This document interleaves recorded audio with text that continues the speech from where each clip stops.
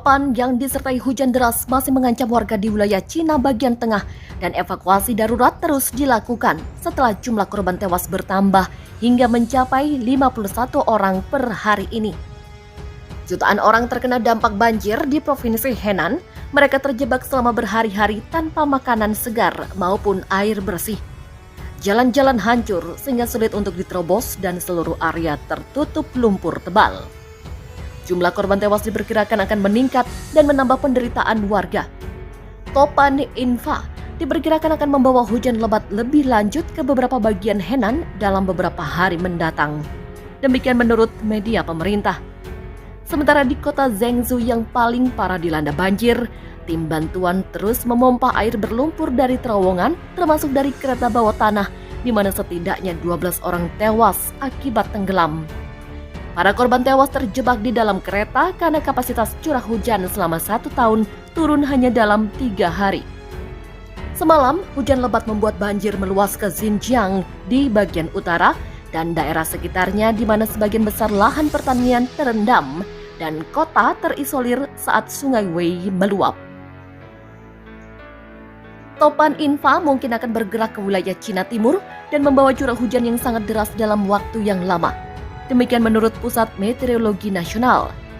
Daerah pesisir harus waspada terhadap dampak gabungan angin, hujan, dan pasang naik. Demikian menurut lembaga itu sembari memperingatkan masyarakat untuk bersiap menghadapi peristiwa cuaca ekstrim. Jumlah korban tewas akibat banjir di Cina meningkat menjadi 33 orang, sementara korban hilang ada 8 orang. Dilansir dari China Global Times, Manajemen Darurat Lokal di Provinsi Henan melaporkan pada Kamis ada 376.000 orang telah dievakuasi ke tempat yang lebih aman. Sementara lahan pertanian yang terdampak banjir mencapai 215.000 hektar. Sementara kerugian yang ditimbulkan akibat bencana ini mencapai 1,22 miliar yuan atau 188 juta dolar. Sebelumnya, hujan deras telah menyebabkan banjir besar di ibu kota Henan, Zhengzhou, sejak akhir pekan lalu. Lebih dari 1,2 juta orang terdampak banjir. Hujan menyebabkan sungai meluap dan membanjiri jalan di beberapa kota di wilayah tersebut. Sementara itu, Tentara Pembebasan Rakyat PLA mengirim lebih dari 5.700 pasukan untuk membantu pencarian dan penyelamatan. Menurut Biro Meteorologi Zhengzhou, curah hujan mencapai 617 mm. Ini merupakan curah hujan tertinggi yang tercatat di wilayah tersebut dalam 60 tahun. Korban tewas akibat banjir parah yang dipicu oleh cuaca ekstrim di Cina bertambah menjadi 33 orang. Tumpukan mobil berserakan di berbagai area kota Zhengzhou yang terdampak banjir paling parah. Seperti dilansir dari AFP, hujan deras yang belum pernah terjadi sebelumnya dengan curah hujan setara selama setahun mengguyur hanya dalam waktu 3 jam di kota Zhengzhou. Saluran air meluap hingga memicu aliran banjir yang diwarnai lumpur ke jalanan, terowongan bahkan sistem kereta bawah tanah. Ratusan ribu orang terdampak banjir bersejarah ini yang juga menggenangi lahan-lahan pertanian warga dan memutus akses ruas jalanan serta jalur kereta api.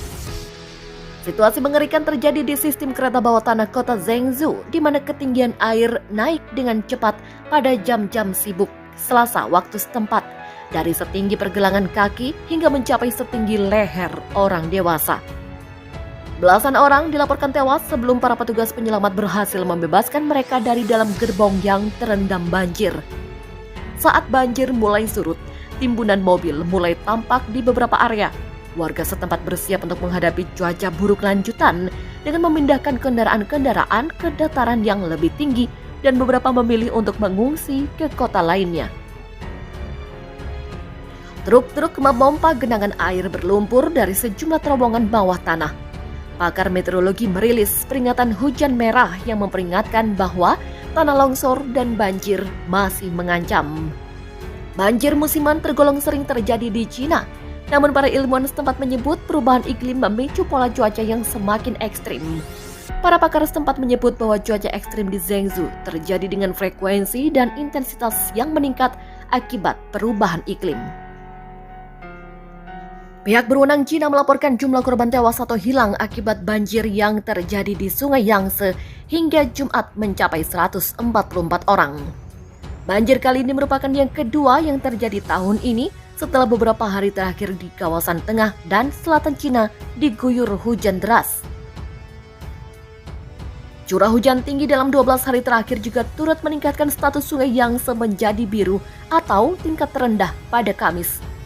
Kantor berita pemerintah Xinhua mewartakan ketinggian air di sepanjang hulu Sungai Yangtze meningkat sejak Jumat pagi. Aliran air ke reservoir diperkirakan melebihi 50.000 meter kubik per detik dan mencapai 55.000 meter kubik per detik pada Jumat malam. Menteri Sumber Daya Air E Jinping mengatakan ketinggian air juga meningkat hingga 2,5 meter pada dua danau air tawar, yakni Danau Poyang di Provinsi Jiangxi dan Danau Donting di Provinsi Hunan yang dialiri Sungai Yangtze. Sementara itu, ketinggian air di stasiun hidrologi utama di Danau Poyang memecahkan rekor pada tahun 1998 silam, ketika lebih dari 4.000 orang tewas akibat banjir. Banjir juga terjadi di sepanjang daerah yang dilalui Sungai Yangtze, termasuk Provinsi Qinghai, Yunnan, dan Sichuan di Cina Barat Daya, serta Sungai Chu di Provinsi Anhui dan Jiangsu di Tenggara Cina. Pemerintah mengatakan akan fokus pada 3 area untuk menangani banjir kali ini, mulai dari koordinasi pengelolaan banjir di sepanjang Sungai Yangtze, memeriksa ketinggian Danau Tai, dan mempersiapkan skenario terburuk jika banjir besar melanda wilayah Sungai Hui. Mengutip dari Associated Press, banjir yang terjadi bulan ini membuat 1,5 juta orang mengungsi karena desa, area pertanian, dan kota-kota di bagian Cina Selatan telah tergenang air. Kementerian Pertanian menyatakan tingkat tanggap darurat tertinggi kedua dengan mengirimkan tim ke Jiangxi dan 4 provinsi lainnya untuk membantu memulihkan bencana dan meminimalisir kerusakan.